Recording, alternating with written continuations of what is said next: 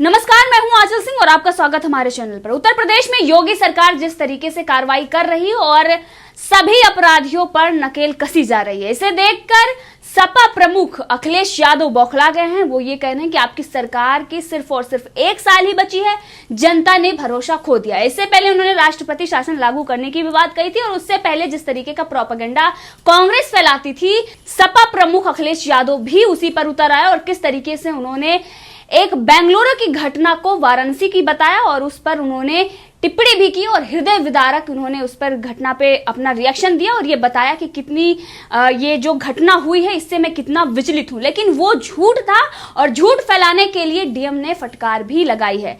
और इसी विषय पर चर्चा के लिए हमारे साथ है राजनीतिक विश्लेषक पवन त्यागी। सर, आपका बहुत बहुत स्वागत हमारे चैनल पर। सर, ये पहले काम कांग्रेस करती थी, लेकिन अब अखिलेश यादव किस तरीके से उतर आए हैं, योगी सरकार पर वो हमला कर रहे हैं, जबकि उनको पता है कि उनका कोई अस्तित्व है नहीं और आने वाले दिनों में जिस तरीके से योगी सरकार काम कर रहे हैं, सपा प्रमुख अखिलेश यादव को कोई पूछेगा भी नहीं। लेकिन उसके बावजूद इस तरीके के आरोप वो लगा रहे हैं और ये कह रहे हैं कि जनता ने विश्वास खो दिया है, 1 साल ही बचे हैं योगी सरकार को। आपको क्या लगता है इस पर? देखिए, ये समाजवादी पार्टी बोलते हैं, वो एक कहावत है हमारे गांव में कि छाछ तो बोले ही बोले पर छलनी भी बोले। मतलब वो व्यक्ति आरोप लगा रहा है जिसके शासनकाल में उत्तर प्रदेश भारत में अपराध में नंबर 1 था, भ्रष्टाचार में नंबर 1 था। ऐसा कोई भर्ती नहीं है उत्तर प्रदेश में जो अखिलेश यादव के शासन में थी जहां घोटाला ना हुआ हो। और ये तो वो मुख्यमंत्री रहे हैं जिनको शर्म करनी चाहिए कि जब घर खाली करके गए तो मकान में से टोंटियां तक ले गए। तो इनका नाम टोंटी चोर पड़ गया था उस समय, ये अभी भूल गए क्या?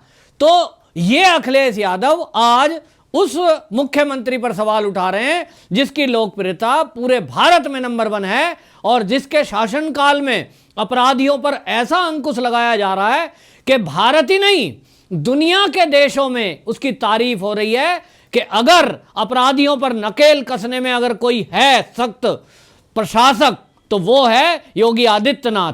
आज तक की हिस्ट्री में ऐसा नहीं हुआ है कि किसी अपराधी का घर भी बुलडोजरों से तोड़ दिया गया हो, गाड़ियां तोड़ दी गई हो, उसके इर्द गिर्द जो गिरोह के लोग हैं, यहां तक कि पुलिस में भी अगर कोई मददगार निकलता है, चाहे वो कितनी बड़ी पोस्ट का अफसर क्यों ना हो, उनके खिलाफ भी कानूनी कार्रवाई, और वो भी इतनी जल्दी कि मतलब आप समझिए 1 महीना नहीं बीता है। विकास दुबे आपको याद होगा किस तरह से गिरोह का पता लगता है जिसके तार कहीं ना कहीं इन अखिलेश यादव समाजवादी पार्टी से जुड़े हुए हैं।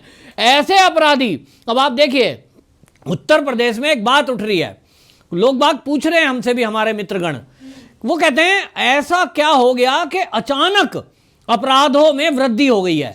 उत्तर प्रदेश में ऐसे लग रहा है जैसे ये गैंगस्टर कहीं छुपे हुए थे और ये अचानक से बाहर आ गए, जहां देखिए गोलीबारी, जहां देखिए लूट, ये हो गया है। तो लोग ही जवाब दे रहे हैं कि ये वही लोग हैं जो समाजवादी पार्टी के टाइम में, समाजवादी के शासन में ये लुप्त हो गए थे क्योंकि योगी जी आ गए हैं। अब इनको लग रहा है कि लास्ट 1 साल योगी जी का बचा है चुनाव होने में, किसी तरह से योगी जी को बदनाम करें। तो इनकी सारी टीम उतरी हुई है।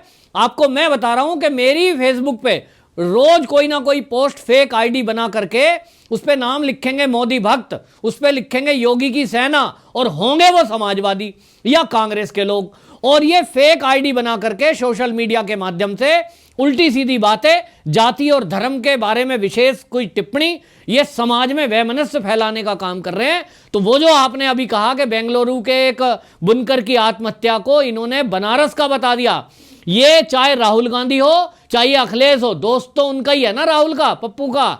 तो इनकी ट्रेनिंग सब वही चाइना से हो रही है, ये चाइना से इनपुट कर रहे हैं कि झूठ कैसे फैलाया जाए।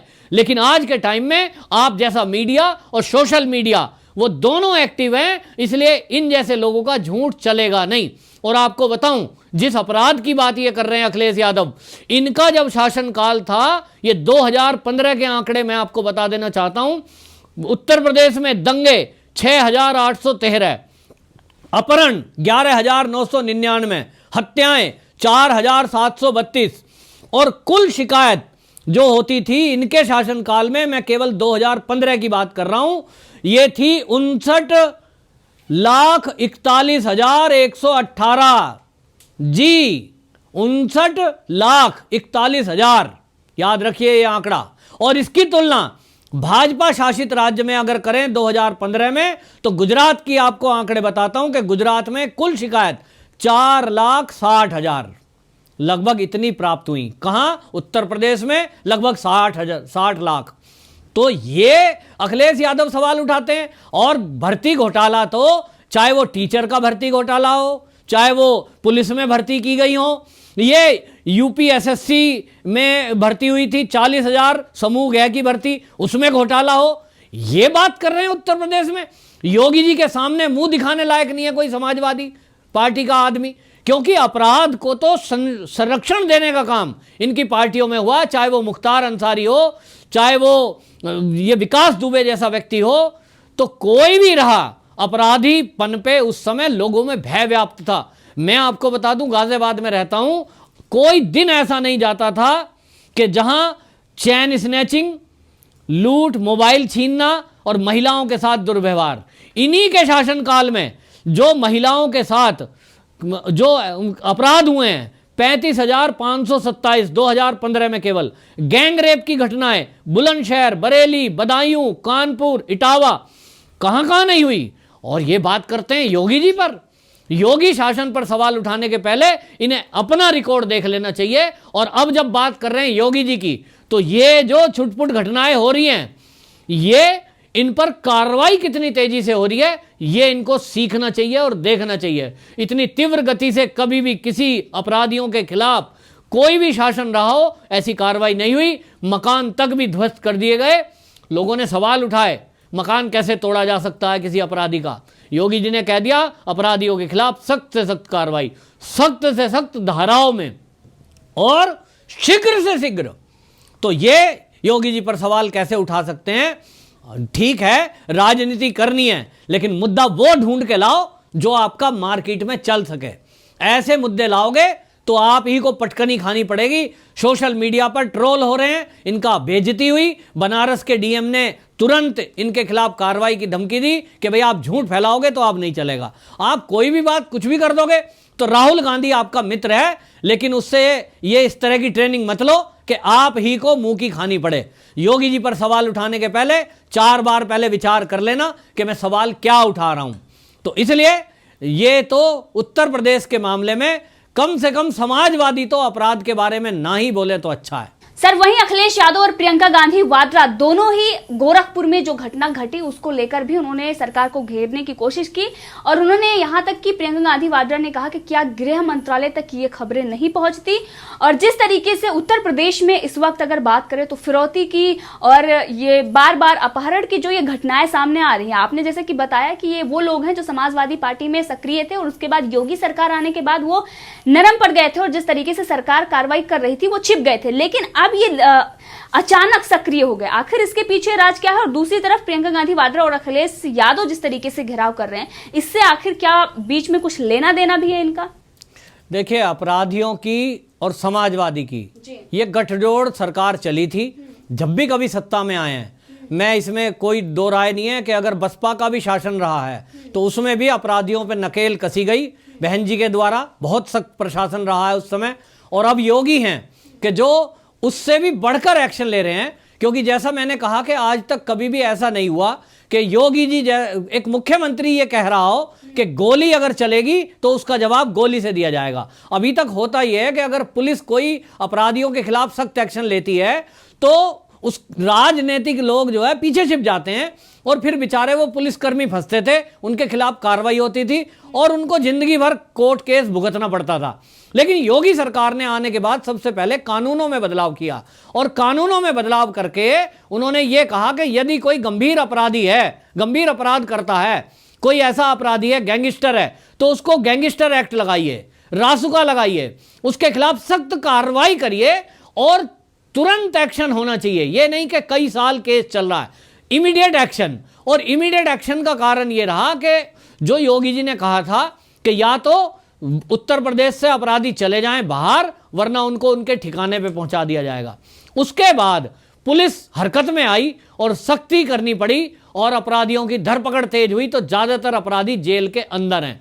लेकिन जो लोग कुछ बाहर हैं, जमानत पर बाहर आ गए हैं। हालांकि उसकी भी जांच चल रही है, क्योंकि विकास दुबे गैंग जब पकड़ा गया, उस पर कार्रवाई हुई तो पता चला कि कुछ पुलिसकर्मी भी इसमें मिले हुए हैं। कौन है ये पुलिसकर्मी, किसके टाइम में भर्ती हुए, मैं गारंटी लेता हूं आप जांच करा लो कि पता चलेगा कि ये सब अखिलेश यादव के समय के भर्ती करे हुए होंगे कहीं ना कहीं, या इनके तार जुड़े हुए निकलेंगे।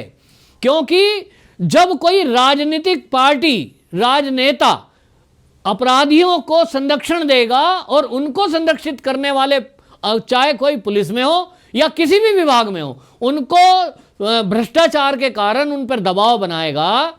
चाहे भ्रष्टाचार कोई नोट वाला ही नहीं होता है कि आप पैसे ले रहे हैं, यह भी भ्रष्टाचार है कि जब कोई अपराधी जेल में पकड़ के लाए थाने में और आप फोन करके कहो ये हमारी पार्टी का है, इसे छोड़ दो, इसके खिलाफ कोई कार्रवाई ना करो, यह भी भ्रष्टाचार है। और पैसे देने से लेने से ज्यादा बड़ा भ्रष्टाचार यह है कि आप अपराधियों के खिलाफ कार्रवाई ना करने दो। पुलिस कई बार लाचार दिखाई देती है, पुलिस कहती है जी किसको पकड़ें और किसको छोड़ें, हमें तो यही पता नहीं है। फोन आने लगते हैं जब कोई पुलिस कार्रवाई करती है, और इस तरह का काम उस समय ज्यादा हुआ। अभी आप योगी जी की तुलना कर लीजिए, योगी जी जब से सत्ता में आए, आज हालांकि भाजपाई लोग इसको बुराई के तौर पे योगी जी की कहते हैं कि साहब हमारी तो चलती ही नहीं है। क्यों? क्योंकि योगी जी ने कहा कि यदि कोई अपराधी है उसके खिलाफ, यदि मेरे नाम पर भी कोई फोन करे, ये ऑन द रिकॉर्ड बोला योगी जी ने कि यदि कोई मेरे नाम पर भी फोन करे कि मैं योगी बोल रहा हूं तो यकीन मत करना। कोई ये कहे कि मैं सीएम कार्यालय से बोल रहा हूं तो किसी से डरना नहीं, सीधा हमें बताना और उसके खिलाफ कार्रवाई करना। इससे बड़ी बात क्या हो सकती है कि प्रदेश का सीएम यह कह रहा है कि मैं भी यदि कहूं तो अपराधियों को छोड़ना मत। यह संदेश साफ जाता है कि नीचे की इकाई, चाहे कोई प्रदेश कार्यकारिणी में हो, चाहे कोई जिला कार्यकारिणी में हो, नीचे की तो बात ही क्या है, किसी के कहने से कोई अपराधी थाने से छूटेगा नहीं। ये साफ संदेश सीएम ने दिया। ये पहली पार्टी, भारतीय जनता पार्टी का मुख्यमंत्री और पहली पार्टी ऐसी बनी जिसने अपनी पार्टी के कार्यकर्ताओं को यह कह दिया कि थाने में किसी बदमाश की सिफारिश करने की जरूरत नहीं है। कोई भ्रष्टाचार करता है, कहीं किसी भी लेवल पे कोई अधिकारी बैठा है, उसके खिलाफ जब कार्रवाई हो, कोई भाजपाई उसकी सिफारिश ना करे, कोई मंत्री उसकी सिफारिश ना करे। और इसका असर आप देखिए कि आज एकदम से कोई चीज ठीक नहीं हो जाएंगी। जहां उत्तर प्रदेश बलात्कार, अपहरण, लूट, हत्याओं के लिए ये बदनाम था, जहां मैंने अभी आपको बताया कि एक साल के अंदर आप देखिए ये हालत रही है कि 13 लोगों की रोज हत्याएं होती रही हैं। अभी तो एक को वो ट्वीट कर रहे हैं कि बच्चे का अपहरण हो गया, फिर उससे फिरौती मांगी गई, फिर उसकी हत्या कर दी। आपके टाइम में, ये समाजवादी के टाइम में, ये कितने अपहरण होते थे? 11,999 एक साल के अंदर। तो ये हालत रही है जी। और इसलिए अब जो ये कार्रवाई इस समय हो रही है, वो इस समय बिल्कुल साफ स्पष्ट आदेश है कि कोई भी हो उसे बख्शा नहीं जाएगा। आज थाने में सिफारिश करने वाले अधिकारी और ये इस तरह के लोग नहीं हैं। कम से कम एक पार्टी है अब जो इतना पुराना, इतना बड़ा प्रदेश है, भारत का सबसे बड़ा प्रदेश है, वहां इतनी पुरानी सड़ी गली व्यवस्थाएं और अपराधियों का बोलबाला रहा है, उसको ठीक करने में थोड़ा समय लगेगा, क्योंकि जब तक पूरी तरह से ये रिव्यू नहीं हो जाए। तो इसलिए योगी जी पर अभी सवाल उठाना ये बहुत गलत और जल्दबाजी है। आप देखेंगे थोड़े ही दिन में ये सब जो चल रहा है, इसका ड्रामे का भी खुलासा होगा कि इसके पीछे कौन पार्टी है।